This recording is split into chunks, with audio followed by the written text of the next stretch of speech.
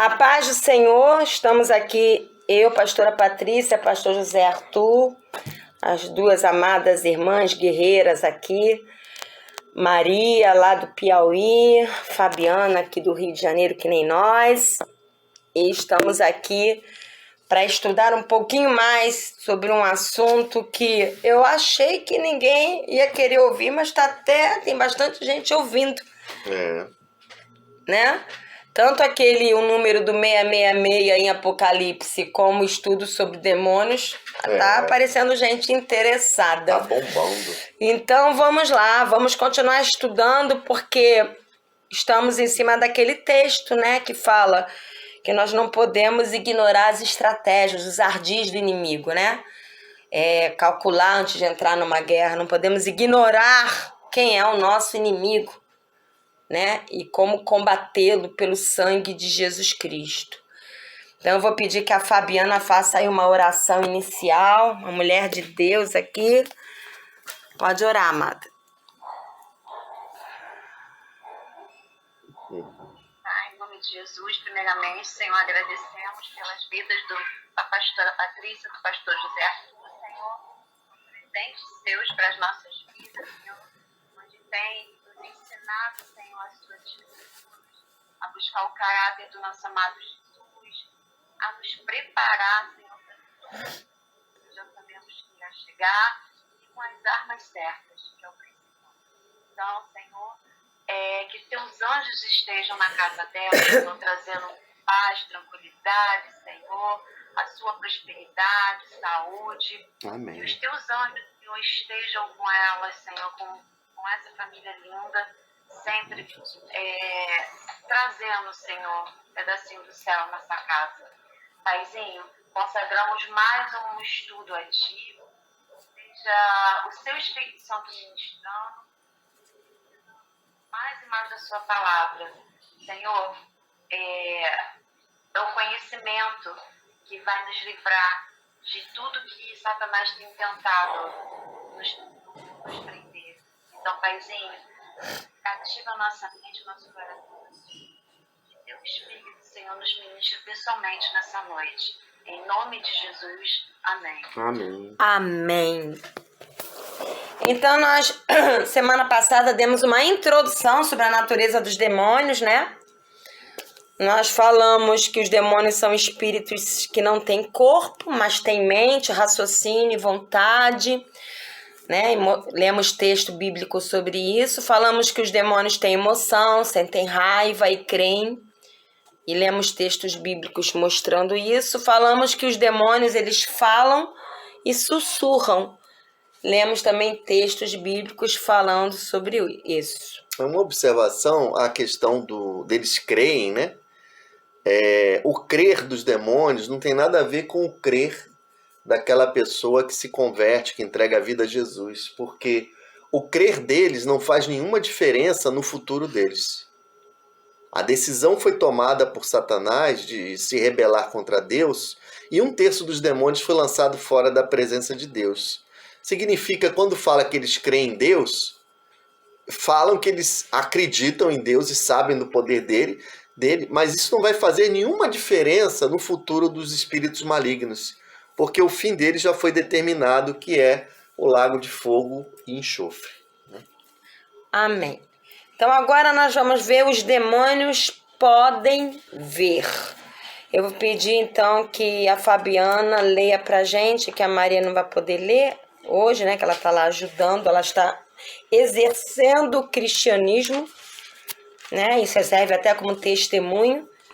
Isso é o verdadeiro cristianismo, quando a gente dá a nossa vida para ajudar quem está precisando. Ela está lá ajudando na pintura de um quarto, de uma abençoada que vai ter bebê, arrumando lá o armário, isto é, quando nós ajudamos uns aos outros com o amor de Cristo, isso é o verdadeiro cristianismo, né? E ainda assim, praticando o cristianismo, ela se dispôs a estar ouvindo a palavra de Deus. Amém. Então vamos lá, Fabiana. Evangelho de Marcos, capítulo 9, versículo 20. Então, eles o trouxeram, Quando o espírito viu Jesus, imediatamente causou uma convulsão no menino. Este caiu no chão e começou a rolar, espumando pela boca. Isso. O espírito viu Jesus. Então ele vê, né? Ele vê tudo que está acontecendo. Ele vê o que Deus está fazendo nas nossas vidas. Ele não é um cego, né? Ele vê as coisas. Por isso da guerra espiritual, né? Ele não é onisciente. Isto é, a visão é aquilo que ele vê aqui na Terra e nas regiões celestiais. Mas ele não sabe o que Deus vai fazer. Ele sabe o final da história. Ele já sabe que ele vai para o lago de fogo e enxofre. Ele já sabe que a igreja vai ser arrebatada. Ele já está escrito em Apocalipse. Ele sabe o que está escrito na Bíblia, como a gente. Mas ele não é onisciente. Onisciente é uma característica só de Deus, Jesus Cristo e Espírito Santo de Deus. Ele vê como a gente vê. Né? Nem os anjos que não se desviaram, que estão com o Senhor, também são oniscientes. É verdade. Nem eles, pelo contrário. A Bíblia há um texto que fala que eles anelam por aprender conosco. Né? Então... Nem Jesus, nem os anjos sabem o dia da volta dele, né? Nem Jesus sabe, só Deus sabe. Né? Também os demônios têm nome. E o nome deles está geralmente interligado com a personalidade. Então, eles têm personalidade e a ação deles. A área em que eles atuam.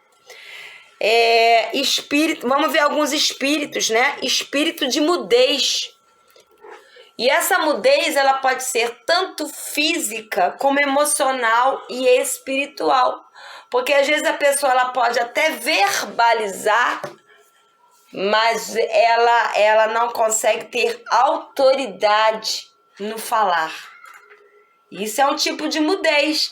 Quando você não consegue ter autoridade naquilo que você fala, é uma mudez emocional e espiritual. Então, o espírito de mudez ele pode causar uma mudez física ou uma mudez emocional e espiritual. Isso.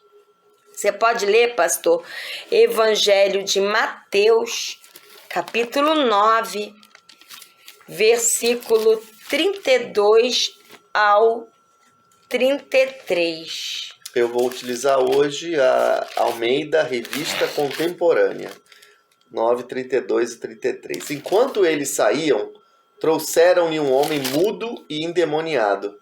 E expulso o demônio, o mudo começou a falar. As multidões se admiravam, dizendo: nunca se viu coisa igual em Israel. Aí leu 34, só pra gente ver como a religiosidade é uma coisa gostosa. Os fariseus, porém, diziam: ele expulsa os demônios pelo príncipe dos demônios. Não eram gentios, não, eram os fariseus que nós estamos estudando, né? Lá do apóstolo Paulo, eram os religiosos, eram os líderes religiosos daquela época, né? Nada mudou, continua a mesma coisa. Inveja rolando solto. Isso. Né? Espírito de surdez. Você pode ler pra gente, Fabiana, Marcos 9, Evangelho de Marcos 9, só que agora o versículo, você leu o 20, agora o versículo 25. Quando Jesus viu que uma multidão estava se ajuntando, repreendeu o espírito imundo, dizendo: espírito imundo, eu ordeno que o deixe e nunca mais entre nele. Então, o espírito que estava causando mudez e causando surdez. Exatamente. Né? Então, é espírito que causa, e novamente eu falo, não só a surdez física, mas a surdez espiritual. Eu considero a surdez espiritual aqueles que não estão ouvindo a verdade, ouvindo o Senhor, estão surdos para a palavra de Deus, mais grave ainda do que a surdez natural. Então, o espírito de surdez, ele gera surdez tanto no físico como no espiritual e no emocional. Espírito de enfermidade, você pode ler, pastor? Evangelho de Lucas 13, versículo 11. Lê do 11 ao 13, né? Botei 11, 13, mas lê logo do 11 ao 13. Evangelho de Lucas, capítulo 13, do 11 ao 13. E estava ali uma mulher que tinha um espírito de enfermidade, havia já 18 anos. Ela andava curvada e não podia de modo algum endireitar-se. Vendo-a, Jesus chamou a si e lhe disse: Mulher, tu estás livre da tua enfermidade. Então ele pôs as mãos sobre ela e logo ela se endireitou e glorificava a Deus. Aí leu 14, de novo, olha a religiosidade. Tomando a palavra o dirigente da sinagoga, indignado, porque Jesus curava no sábado, disse à multidão: 6 dias há em que é permitido trabalhar. Nestes, vinde para serdes curados, e não no sábado. E aí o que Jesus respondeu para ele? Leu 15. Respondeu-lhe, porém, o Senhor: hipócrita, no sábado não desamarra cada um de vós o seu boi ou o jumento e não o leva a beber água? 16. Não convinha soltar desta prisão no dia de sábado esta filha de Abraão, a qual há 18 anos Satanás tinha presa? Jesus chamou o religioso de... Hipócrita. Então não me chame de violenta. Jesus também era violento. Falou na lata para religioso, hipócrita. Na lata. Né? Você pensa nos seus interesses, mas quando é interesse dos outros, você quer seguir a lei. Né? Agora, espírito de adivinhação. Esse é brabo. Esse tem dentro da igreja local, das igrejas, muitas vezes, tá? Tem. Disfarçado de profecia. De pessoas que são profetas. Que estão adivinhando a vida dos outros. Só pra gente rir um pouquinho, quando eu frequentava uma igreja local lá na Mangueira, um que se dizia profeta lá, orou pela gente, falou que Deus ia dar pra gente uma casa rosa na rua Pereira Nunes, na Tijuca. Eu tô esperando até hoje a casa rosa. Eu falei pro Zé Arthur que eu vou até ir na loja de tinta, comprar uma tinta rosa e ver a primeira casa que eu gostar, eu vou pintar de rosa.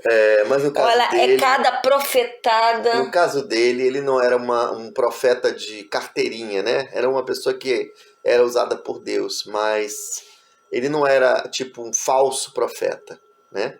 Nós já tivemos experiências bem piores em outros lugares, em que pessoas falaram coisas. Já me falaram lá no lugar que eu tive que eu ia ter um carro laranja, que Deus ia me dar um carro 0 laranja. Tô esperando até hoje esse carro 0 laranja. Então, umas profetadas, assim, quando profecia não é pra isso. Eu tenho estudo também sobre profecia. Se você soubesse tantos estudos que eu tenho aqui que ainda não saíram. Eu tenho um estudo só sobre o que é profecia. E profecia é exatamente quando você lê os profetas no Antigo Testamento, né? Jeremias, Isaías, os profetas menores. Você não vê eles adivinhando sobre a vida dos outros. Você vê eles chamando o povo ao conserto, para o centro da vontade de Deus. Era sempre uma palavra de confronto, apontando o pecado para arrependimento e o povo voltar a andar nos caminhos do Senhor. Pode ler. Os livros dos profetas todos são assim. E profetizando também, principalmente Daniel e tudo, Ezequiel, para os fins dos dias, dos tempos. Você não vê, você que está aí se reunindo na tribo tal, Deus está falando que a tribo de vocês vai se tornar uma tribo com casas amarelas, com tendas amarelas. Você não vê, eles não perdem tempo com picuinhas, com coisinhas. E o transformaram a profecia, que é algo centrado na vontade de Deus, e trouxeram para algo centrado nas expectativas humanas. Né? A profecia, ao invés de girar em torno do propósito maior de Deus, começou a girar em torno das expectativas humanas. E isso não é profecia. E aí também, por isso que eu digo que se eu fosse pregar em muitos lugares aí, só Jesus.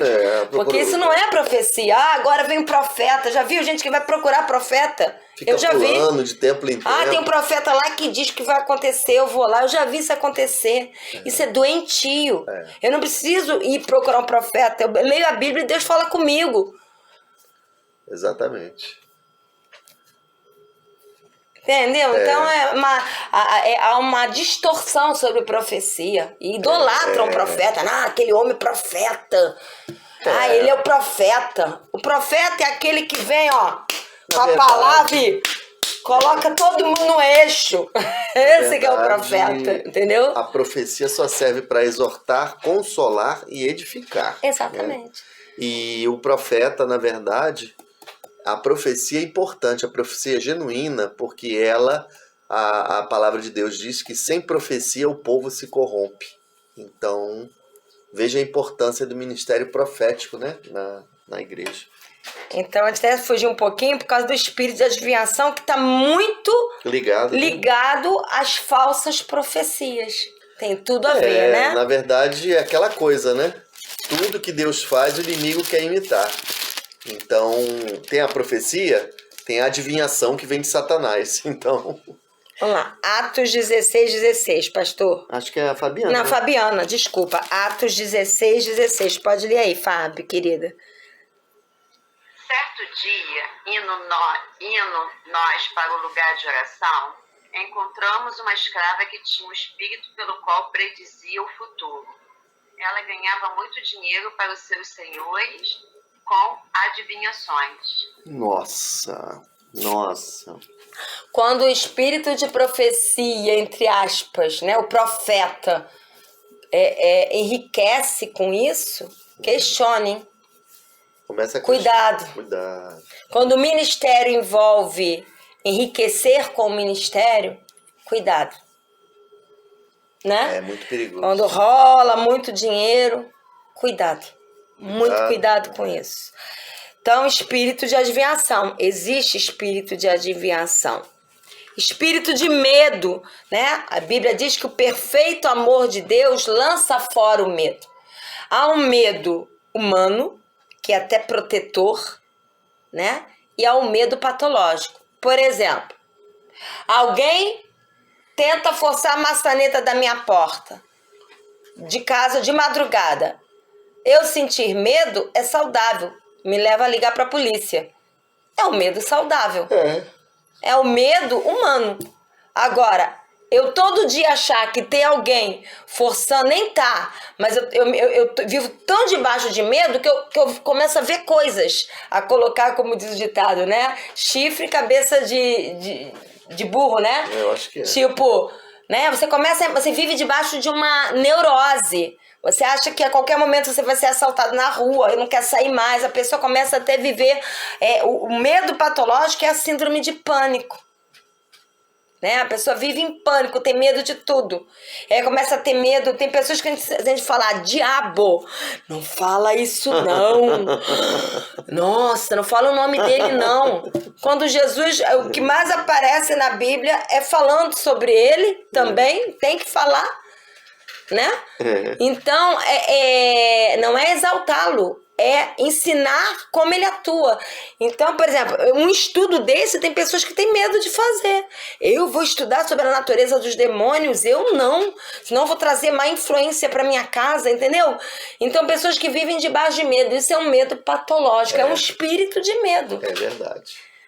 Então, pastor, espírito de medo, 2 Timóteo 1,7. Né? Por exemplo, espirrou. A Maria vai entender. Espirrou, tá com 37 febre. Ah, meu Deus, lá vem uma pneumonia. Sabe? A pessoa não pode sentir uma dor que já entra em pânico. É verdade. Né? Eu vou falar aqui como testemunho. Em menos de uma semana eu tive derrame no olho, dormência nas pernas, dor no peito. Nessa semana eu consegui sentir isso tudo. E eu ignorei tudo. Falei, tô fora. Olha lá, o edema foi embora, a dor no peito passou.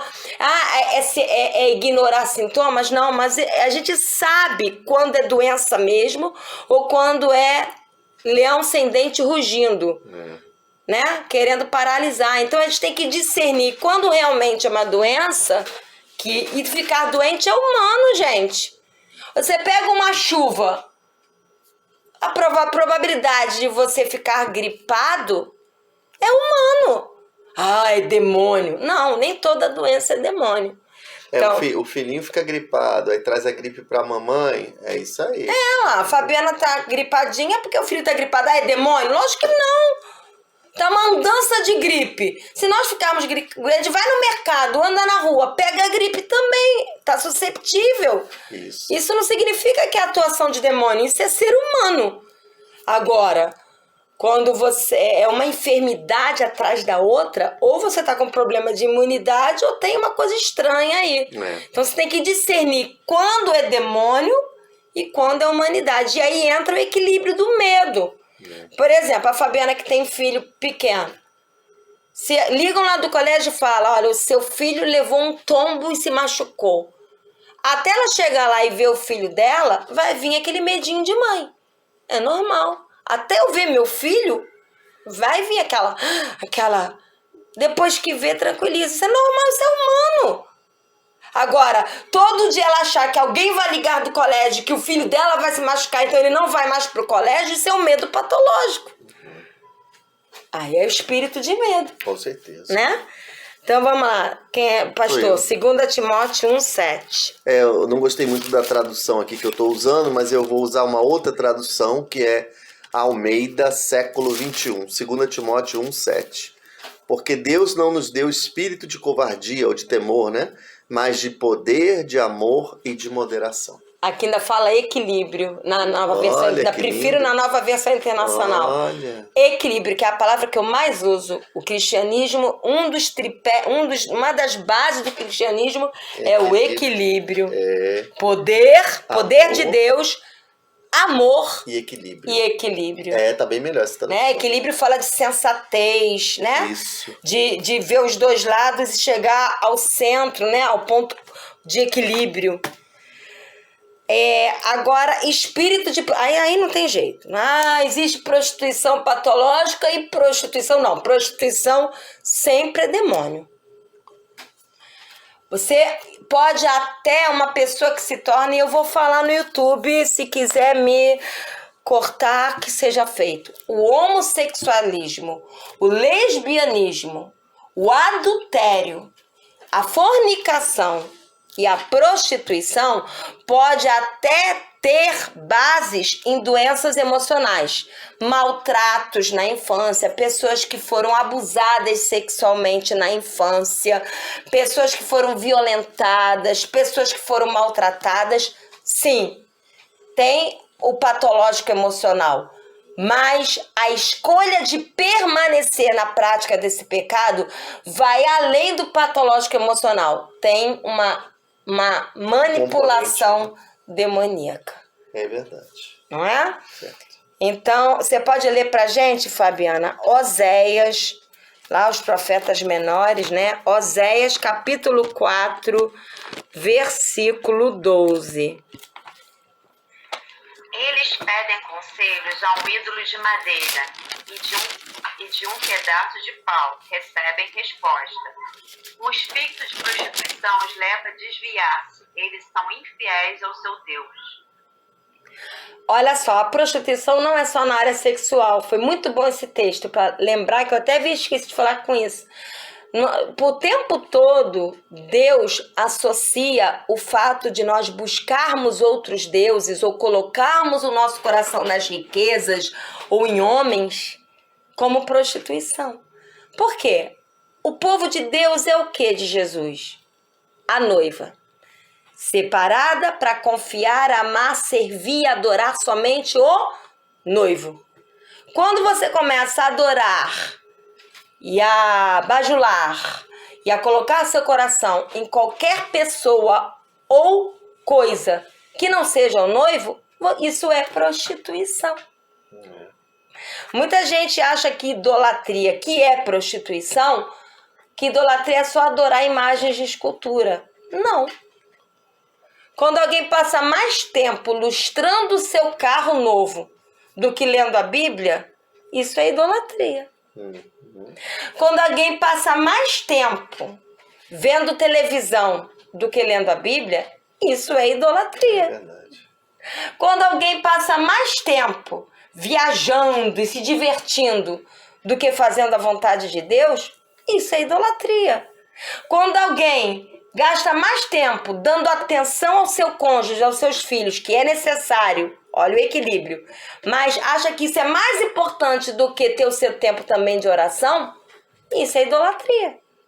Quando alguém fica cheio de atividades no templo, não tem nem tempo mais para a família e para ler a Bíblia em casa, é idolatria. Exatamente.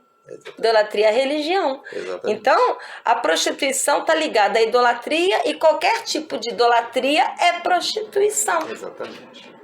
né? E há um espírito por detrás disso.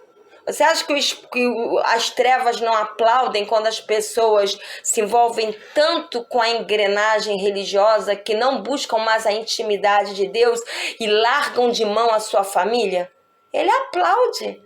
Nossa, consegui o meu objetivo. E a pessoa ainda acha que está buscando a Deus. Está fazendo a vontade de Deus. Espírito de mentira. O pai da mentira é o diabo. Não vê. Olha, eu já ouvi de irmãs até amadas minhas, que eu peguei mentirinha e que falou pra mim: ah, isso foi só uma mentirinha, é uma mentirinha sem consequência, foi só porque se eu contasse a verdade ia dar ruim, então foi melhor contar uma mentirinha. E aí se esquece que o pai da mentira tá na Bíblia, é o diabo. Qualquer mentira que você conte, você está dizendo que você obedece ao pai da mentira. Então, para mim, mentira é assim abominável. É verdade. Né? Então, vamos lá. Pastor José Arthur, 1 Reis 22. Lá no Antigo Testamento, livro de 1 Reis, capítulo 22, versículo 22. Voltei a ler aqui na Almeida Contemporânea. Respondeu ele: eu sairei e serei um espírito mentiroso na boca de todos os seus profetas. Disse o Senhor: tu o induzirás e ainda prevalecerás. Sai e faze assim. E aí vem a seguinte pergunta: meu Deus, Deus envia espírito de mentira? Não. Quando as pessoas rejeitam a verdade, elas estão sujeitas ao espírito de mentira. De Deus não procede a mentira. Ele permite que as pessoas sejam enganadas porque elas próprias rejeitaram a palavra de Deus. E aí o inimigo pede permissão para enganar e Deus deixa, já que elas não quiseram a proteção de Deus, agora ficam sujeitas ao espírito de mentira. Deus permite que a pessoa fique debaixo de engano quando ela não quer a verdade. Exatamente. Quando ficar debaixo de engano, eu conheço pessoas que preferem ficar debaixo da mentira do engano porque lhe dá mais vantagens. Isso. E aí Deus permite. Exatamente. Só que de vantagem começa a vir maldição. Porque ficar debaixo da atuação de demônios é ficar debaixo de maldição. Então, de início parece vantajoso, mas depois rouba a paz, rouba a alegria, começa a trazer destruição familiar. Então, a vantagem inicial e atrativa começa a se tornar em maldição. É verdade. Né? Aí diz aqui na apostila, tem alguma dúvida, alguma coisa para perguntar? Alguma coisa para falar? Não? Então, vamos lá. Os demônios podem possuir. Existem 2 tipos de atuação maligna, possessão e opressão. Opressão é aquela pessoa que atua debaixo de sugestões malignas que estão fora do corpo dele. E possessão é quando os espíritos malignos já estão dentro do corpo da pessoa, manipulando totalmente a mente e as emoções, né? Então, os demônios podem possuir homens, mulheres e, pasmem, jovens e crianças. É verdade. Tem criança endemoniada. Há sacrifícios, há invocações, há consagrações de crianças quando são pequenas, né? E aí elas podem ficar endemoniadas, né? Eu vou pedir então que a Fabiana leia Marcos, não, botei o, é Marcos. Marcos. Põe um ozinho aí. Ih, pastora, que digitação é essa? Marcos 7, 25, 26, 29 e 30. Se quiser ler direto do 25 ao 30, para fazer contexto, né? Eu andei pulando aí, mas pode ler direto. Marcos, capítulo 7, do 25 ao 30. Pode ler pra gente aí, Fabiana, por favor, querida.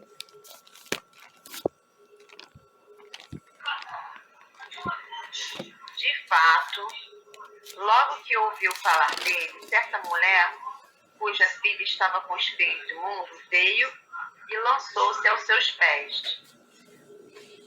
A mulher, até o 25, né? Até o 30. A mulher, até o 30, né?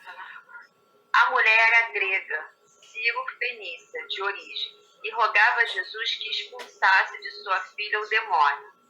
Ele lhe disse: deixe que primeiro os filhos comam até se fartar, pois não é correto tirar o pão dos filhos e lançá-los aos cachorrinhos. Ela respondeu: sim, Senhor, mas até os cachorrinhos debaixo da mesa comem das migalhas das crianças. Então ele lhe disse: por causa desta resposta você pode ir, o demônio já saiu da sua filha. Ela foi para casa e encontrou sua filha deitada na cama e o demônio já a deixara. Olha que palavra, a distância, né? Esse texto nos ensina o princípio de que criança fica endemoniada, mas tem um princípio ainda maior aqui, que é a humildade, que muito cristão já perdeu. Aquelas orações, Senhor, eu exijo que a tua palavra se cumpra na minha vida. Eu pleiteio, Senhor, a minha causa, o Senhor precisa atuar. Porque eu já ouvi orações assim. Essa mulher dá um banho de humildade. Imagina Jesus chegar para comparar você a um cachorrinho. Eu não vou te atender não, porque eu vim para os judeus. Você é Sírio-fenícia, você é como um cachorrinho. No mínimo, essa geração Nutella agora ia sair toda feridinha de mimimi. Não falo mais com o senhor. Estou magoado. Essa mulher é humilde e tem garra. Ela fala: pode me chamar de cachorrinho, porque os cachorrinhos comem da migalha da mesa. As migalhas me bastam. Até as migalhas do Senhor tá ótimo. E essa mulher então teve a sua filha curada. A humildade, ali não foi nem só fé, foi humildade. Mostrando também que a nossa oração tem valor, né? E pode mudar a direção de Deus. A oração muda a direção de Deus em algumas questões da nossa vida. O Senhor só atuou porque ela agiu com humildade. Se ela não tivesse agido com humildade, com certeza a filha continuaria endemoniada, né? Se ela ali falasse: mas todos estão falando que o Senhor é misericordioso, que o Senhor cura, bem sabia eu que era mentira. Não é? Ela nem ia receber nada. Jesus mudou de ideia ali, quando ela falou aquela frase. Agora, demônios, podem possuir indivíduos ou grupo. Como assim? Vamos lá, a gente ainda vai estudar mais adiante mais profundo sobre principados, potestades, hostes malignas, né? E dominadores do mal e hostes malignas. Mas grupos de tráfico de drogas, grupo de pedofilia, grupo que gerencia venda de mulheres, possessão grupal. Ali todo mundo não são nem espíritos malignos ralé. Ali o que atua são dominadores do mal, que atuam em grupos que atuam a nível de máfia, né? Então eles podem, geralmente quando é individual, é mais aqueles que a gente conhece, vulgo, lá vai, Pombagira, Zé Pilintra, Qual é aquele... Tem vários, né? Tem vários, nossa. Os mais conhecidos é Pombagira e Zé Pilintra, mas tem vários, né? Quando você passa nessas lojas com aquelas estátuas horrorosas, misericórdia. Além de ser coisa do mal, ainda é de mau gosto, né? Ou bichos feios. Mas são espíritos que atuam no ralé, chamado hostes malignas, né? Que atuam a nível de seres humanos individuais, né? Mas quando se trata de máfia atuando, já são dominadores do mal. Há uma hierarquia, né? Quando se trata de atacar líderes de igreja, são potestades. Nossa. E quando se fala de atuar a nível de nação,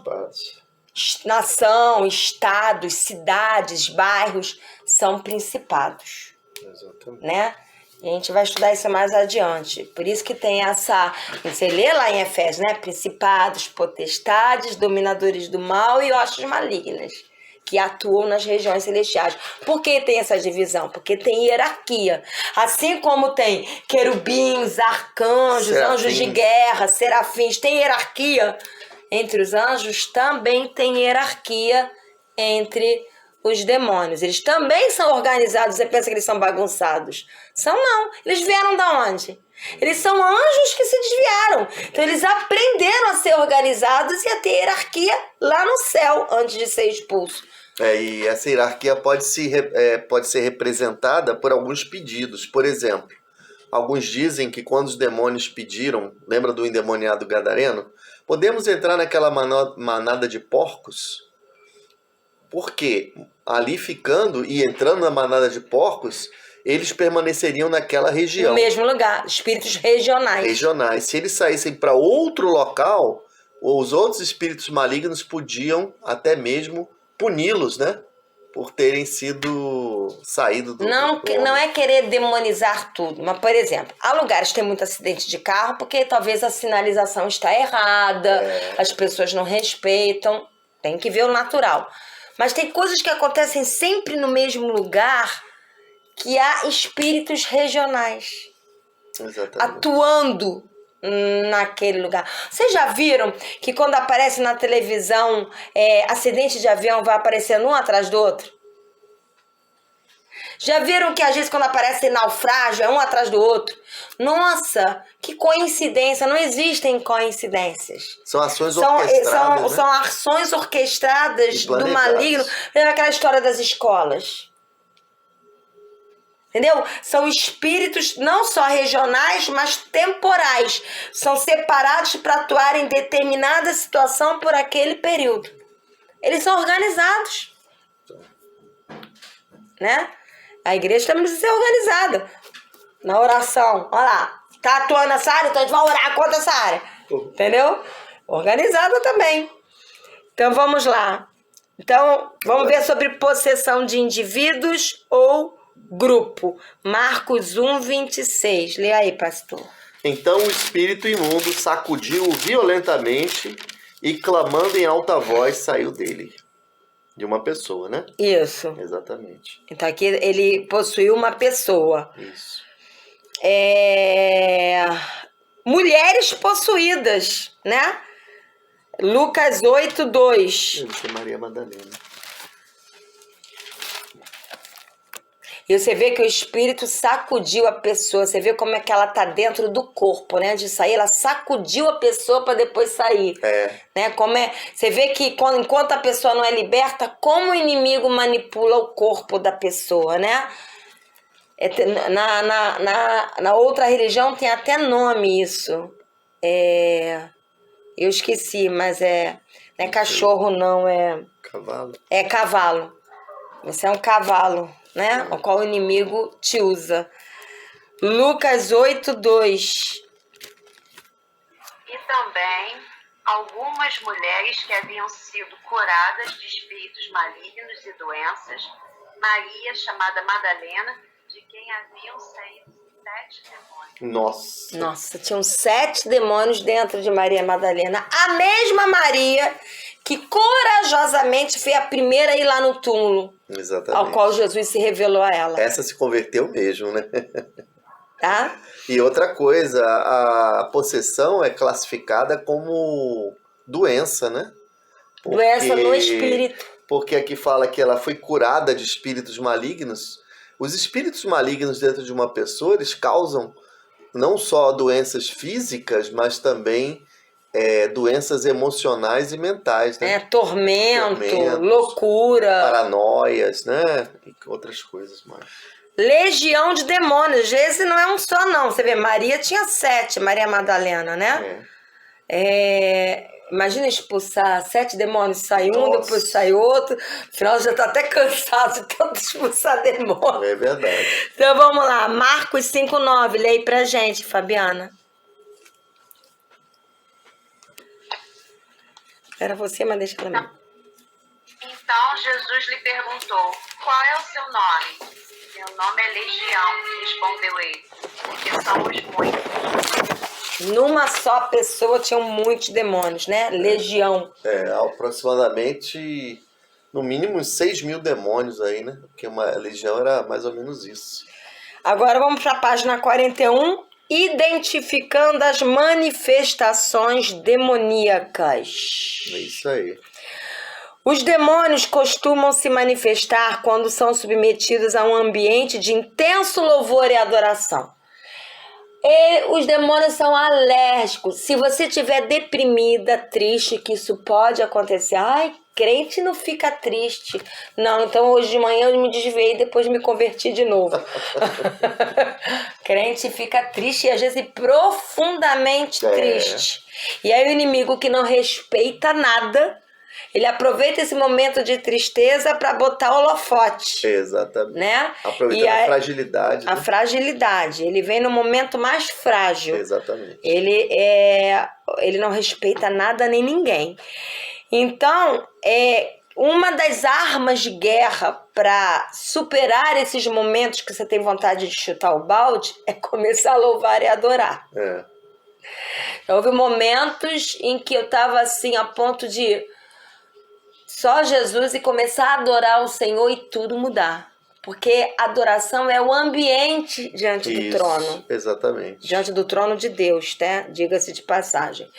Então, é o ambiente. Exatamente. Né? Todas as cenas que aparecem em Apocalipse do trono de Deus, você vê adoração.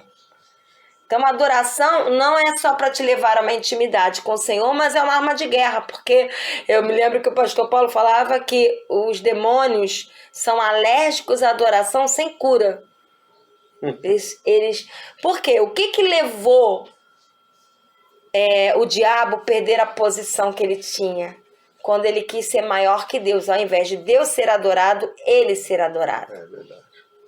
Então, quando Deus é adorado, isso para Satanás e seus demônios é uma afronta. Porque eles querem adoração. Quando Jesus foi tentado, tudo lhe darei se prostrado Me adorares. adorares. O diabo, Satanás e os demônios querem adoração. Então, quando você adora o Senhor de todo o coração, por isso que igrejas locais que não têm nível de adoração está mais susceptível à atuação do maligno. É verdade. Quando eu falo de nível de adoração, de entrar mesmo diante do Santo dos Santos. Uma igreja prostrada, adorando. Não? Como a Fabiana falou muito bem quando a gente estava conversando, não é show. Não é espetáculo. Não é solo de guitarra. Né? Não é mostrar como a minha voz é bonita. É verdade. É toda a igreja, todos entrando num só coração em adoração ao Senhor, como eu já dei o estudo de louvor e adoração, né? Adoração não é cantoria antes da palavra. Já houve momentos, quando nós estávamos na igreja local com o pastor Paulo, de ficarmos 2 horas adorando, né, amor? É verdade, lá não tinha limite de horário, não. Não tinha limite, não. Adorando, entrava a noite adentro. Somente vigília, né? Vigília, então a gente entrava a noite adentro adorando. Era o céu na terra, né? Era o céu na terra e ele só com um violãozinho. Com um violão só. A gente não tinha templo, a gente se reunia em locais que eram cedidos para nós durante a noite, para a gente orar e adorar. E lá ficávamos, né? o céu na terra. Quando você olhava, Céu estava na terra. todo mundo prostrado no chão, inclusive ele com violão, todo mundo chorando, adorando ao Senhor, fluindo em cântico espiritual. Essa foi a nossa criação. Era Nós fomos cântico- criados nesse ambiente. Quando um parava o cântico, aí o outro começava o cântico espiritual. Por isso eu não consigo me adaptar, com todo respeito, a todo mundo sentado e alguém cantando lá na frente. Por favor, me poupe disso. Me poupe dessa má experiência, né? Agora vamos abrir a harpa na página tal. Aí todo mundo sentado e a irmãzinha ou irmãozinho cantando lá na frente. Não. Por favor, não me submeta a isso. Agora, em relação à alergia do demônio ao louvor e adoração, eu me lembro que tinha uma pessoa que trabalhava na casa da minha mãe na década de 70, que ela levou ela para um culto, né? E ela não era cristã. Aí, de repente, no meio do louvor, né? Ela começou a falar para minha mãe, eu quero ir embora, eu quero ir embora, eu quero... E deu um grito. Ela estava endemoniada. Eu quero ir... Aí pronto. Aí tiveram que expulsar o demônio. O demônio detesta louvor e adoração, né? Detesta. Então, continuando aqui na apostila. O indivíduo possesso tem a sua mente dominada, seu corpo fica fora de controle, sua personalidade é mudada. Pode fazer uma voz até diferente. Isso. Vamos ler. Marcos 5,9 nós já lemos? Deixa eu ver aqui. Já? Qual é o teu nome? Respondeu ele, Legião é o meu nome, pois somos muitos. Isso.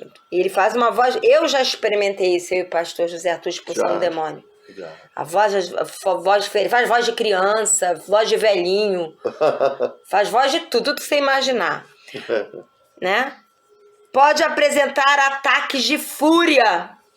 Mateus 8:28, lê aí, pastor. Evangelho de Mateus 8:28. Diz assim: quando chegaram ao outro lado, a terra dos Gadarenos, saíram-lhe ao encontro 2 endemoniados vindos dos sepulcros. Eram tão violentos que ninguém podia passar por aquele caminho. Violência, né? Dão fúria, sai quebrando, né? Por exemplo, alguém que não é... Peraí. Né? Então, por exemplo, tem coisa que é temperamento, né? Tem até aqueles temperamentos coléricos, né? Tudo mais. Tem pessoas que realmente precisam ser tratados no temperamento, né? Às vezes veio de família, né? Que todo mundo gritava, e a pessoa também grita, é briguenta, né? Tem que ser tratado emocionalmente. Às vezes aquela pessoa é tranquila, né? Aparentemente tranquila, mas começa a frequentar lugares que não deveria, acaba ficando endemoniado e do nada quebra tudo dentro de casa. Do nada dá um ataque de fúria e quebra tudo. Isso não é normal, né? Tem um espírito maligno por detrás disso, né? Demônios podem gritar, levar pessoas a gritar, né? Pessoa que vive gritando. Não é aquela gritaria, o timbre da minha voz é alto, tanto quando eu falo parece que eu tô brigando, e não é. Eu sou descendente de espanhol com italiano, só Jesus. É um vulcão, São dois povos assim, você vê até nos filmes, né? Siciliano, aquelas coisas, as mulheres elas falam alto, né? Mas aquela pessoa que vive berrando, gritando com todo mundo no trabalho, em casa, né? Ou então vive chorando, tá sempre deprimida, chorando. Ou sempre vive com raiva, até espumando pela boca. A pessoa irada, que vive irada, né? Você pode ler pra gente, Fabiana, Marcos 1:26 e depois Marcos 9, de 26 a 27. Esse já leu também. Ah, já? Marcos 1:26 a gente lê: o espírito imundo sacudiu o homem violentamente e saiu dele gritando. E o Marcos 9, 26, 27. O espírito gritou, agitou-o violentamente e saiu. O menino ficou como morto ao ponto de muitos dizerem que ele morreu. Mas Jesus tomou pela mão e o levantou e ele ficou em pé. Então, espírito maligno. Quem gritou? Foi o espírito maligno? Foi usando a voz de quem? Do menino. Né? Agitou violentamente o corpo do menino. a pessoa que está endemoniada, ela pode ficar como morta e pode apresentar um medo exagerado. Eu acho que já lemos Lucas 8:28. Deixa eu ver. Lucas 8:28. Mas não é demais ler de novo, né? Lê aí, pastor, de novo. Lucas 8:28. Vendo Jesus, prostrou-se diante deles, clamando e dizendo em alta voz: Que tenho eu contigo, Jesus, filho do Deus Altíssimo? Peço-te que não me atormentes. Quem estava falando isso era a pessoa? Não, era o espírito maligno na pessoa, com medo de Jesus. É verdade. Com medo da atuação de Jesus, né? E o rosto pode se transformar, né? E nós já experimentamos muito isso. O alvo do demônio é sempre matar. Eu falo que o inimigo, ele não quer te ver tristinho. Ele não tá nem aí se você vai ficar tristinho, deprimidinho, zangadinho. O alvo dele é te matar, te roubar, te matar e te destruir. E aí ele usa todos os tipos de artifícios. Né? Em João 10:10, nem vou ler, todo mundo conhece, né? O ladrão veio para matar, roubar e destruir. Roubar, matar e destruir. Pode trazer doenças e problemas emocionais. Lucas 8, de 1 a 2. Lê aí, pastor. Lucas 8. Versículo 1 a 2. Depois disso, andava Jesus de cidade em cidade e de aldeia em aldeia, pregando e anunciando o evangelho do reino de Deus. Os 12 iam com eles. Também algumas mulheres que foram curadas de espíritos malignos e doenças. De espíritos malignos e de enfermidades. Maria, chamada Madalena, da qual saíram 7 demônios. Exatamente. E você vê, aqui fala de Joana, mulher de Cusa, administradora da casa de Herodes. Logo de quem? Procurador de Herodes. Misericórdia. Então, vamos lá. Os demônios, eles ficam vagando, procurando a quem possuir. Mateus 12, de 43 a 45. Ele quer uma brecha na vida de uma pessoa, porque eles não podem possuir uma pessoa se a pessoa não der espaço para isso. Por isso que existem as pessoas oprimidas. As pessoas que não têm Jesus, mas que não se envolvem com algumas religiões, alguns locais, vocês estão entendendo, né? Elas são oprimidas. Agora, quando você começa a buscar alguns locais, fazer alguns trabalhos, frequentar alguns lugares meio esquisitos, né? Você acaba ficando endemoniado. É verdade. Né? Então, Mateus 12, 43 a 45, e a gente vai parar aí. Semana que vem a gente vai começar como expulsar os demônios. Aí vai ser a prática depois. Mateus 12, 43 a 45. Lê aí pra gente, Fabiana, para terminar. Quando um espírito imundo sai de um homem, passa... Fugiu o som. Não o encontra, diz: Voltarei para a casa de onde saí. Chegando, encontra a casa desocupada, varrida e em ordem. Então vai e traz consigo outros 7 espíritos piores do que ele. Então passam a viver ali. E o estado final daquele homem torna-se pior. Assim acontecerá a esta geração perversa. Que geração ele está se referindo? A essa geração. A essa geração que não quer saber de Jesus e aos religiosos. Aí é um grande ensino, né, na verdade, porque após expulsar o demônio diante de uma pessoa e ela não querer Jesus, ela tem que ser alertada de que a situação dela pode piorar no futuro, né? Porque a Bíblia fala que ele encontra a casa desocupada. O que significa isso? Uma vida que não tem Jesus Cristo, ela está desocupada. Isto é, o inimigo tem o poder legal espiritual de possuir aquela pessoa. Porque ela não quer Jesus. E aí, o que acontece? Encontra a casa vazia, né?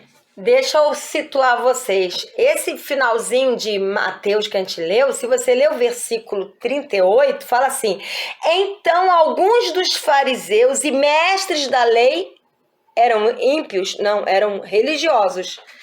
Disseram a Jesus: Mestre, queremos ver um sinal milagroso feito por ti. Eles estavam querendo encontrar um motivo para condenar e acusar Jesus.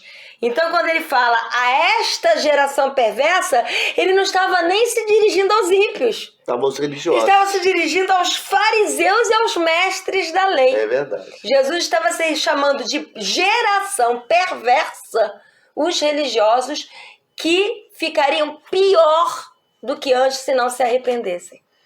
E por que isso? Porque, na verdade, a maioria dos que estavam ali eram fariseus, eram líderes religiosos, significando que a responsabilidade deles era muito grande, porque eles estavam desvirtuando pessoas do caminho do Senhor. Veja a influência que tem uma liderança no povo, né?